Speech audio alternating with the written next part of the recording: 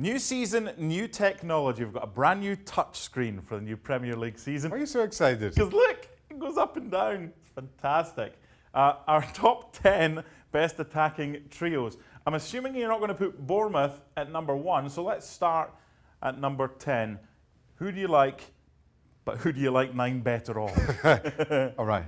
Makes it perfectly clear. We'll start with Bournemouth. Hey! Listen, I know as good as Bournemouth were last season, scored more goals than Everton than Wolves, even the mighty West Ham. I just don't think that Bournemouth score as many this time around. Impressive trio. I thought punched well above their weights last season. I'll be surprised if they match last season's tally. You know it's tradition when I work with you to get a Scottish reference in. The King of Scotland, Ryan Fraser. Number 9. I am going to go 9? Okay. Everton. Yeah, and listen, I think Richarlison, a little bit inconsistent. Moise Kean is a player I like a lot.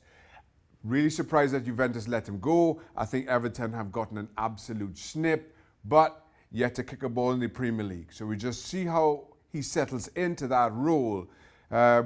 Potentially, I think this is the greatest option for upset, but I'm going to leave them at 9 just for now. At 8. At 8, I am going to go Wolves. Again, another team that punched well above their weights last season, but more defensive-minded than the others. I think the others are willing to concede, and you saw that in the course of last season, in an effort to score more. The Wolves know what they're doing at the back and at times don't gamble as much going forward as some of the others. So as a result, I have them, well, below 7 more. You've got Leicester at 7, haven't you? Oh, certainly. How would you guess? Because it ain't City or Liverpool. Well, yeah. Leicester in at 7. And again, this is just about a consistency. Managing to keep hold of Vardy. I see no dropping off to his game. I see Maddison continue to get even better. And Perez just making a wonderful 3-pronged attack for Leicester. They've lost players at the back, so we see how they fare in terms of goals going in at one end. But I think in terms of their scoring, they don't drop off at all. I have to say I love Tielemans as well for Leicester. Yuri Tielemans could be a right good signing for them now on a permanent deal. Okay, our top 6. We need some... Right, 6. Do you like my Calypso music? It wasn't Calypso, I'm sure of that. Now, I have Chelsea at number 6 for a couple of reasons.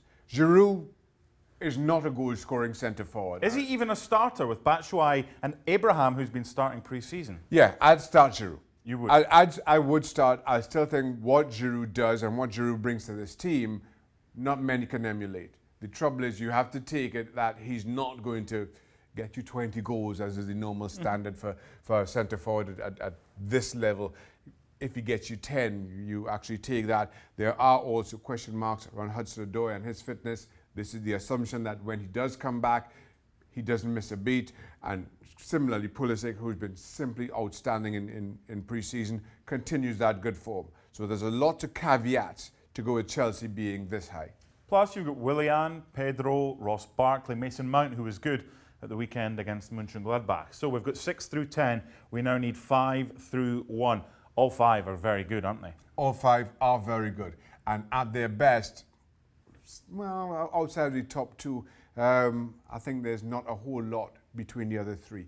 The trouble, though, with Manchester United, as compared to these, is I feel at times that all 3 of these can be a little bit inconsistent. Towards the back end of season, as good as of last season, as good as Rashford had been to start, I thought his head just started to drop. He seemed to get a little bit moody, and then you saw an inconsistency from him that you'd more associate with Jesse Lingard. Martial, similarly, at his best, sometimes unplayable, but again, a little bit inconsistent.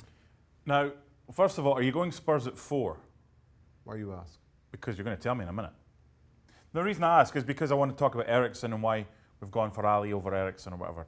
I'm going Spurs at 4. Yes. Now, Eriksen could easily be in instead of Ali, but Ali's probably more of a goal scorer than Eriksen because he's the creator. But if it's Kane's son and Eriksen or Kane's son and Ali, why have you got them at 4? We've got Kane and Son. For me, Kane, best finisher in the league, no that. question. Son is a perfect complement to Harry Kane. I'd have him in, and you're right. But we're calling it a trio, so we're gonna go Ali here. But it's just in comparison to the other three teams, who I think it's more about the supporting cast than just the straight up front three for all this in the top four. I just feel that come the end of the season, when you're looking at the goals tally, Spurs will be fourth. What I would say about these three, I think you could put them in any order and you could make a case for any order. So who you got at three? Three, I'm going to go Aubameyang, Lacazette and Pepe. Listen, the Arsenal are going to score a lot of goals during the course of this season. And I think Pepe comes in and is a perfect complement to Aubameyang and Lacazette. When Emery, at times you saw him play one up front, and so at times you saw him play Aubameyang and Lacazette as a two-pronged attack. I think Pepe, with his skills, with his sleight of foot, even adds to that. Decent finisher, but just not good enough, or just not good enough to make this front three more menacing than my top two. And in second, I go with Liverpool, and quite clearly City in at number one. Now again, not a whole lot to give between these three. My concern for Liverpool here is all three of these have played in international tournaments this summer. How do they cope? How do they come out of those exertions for their national teams? You saw Salah start last season a little bit slowly himself after the World Cup.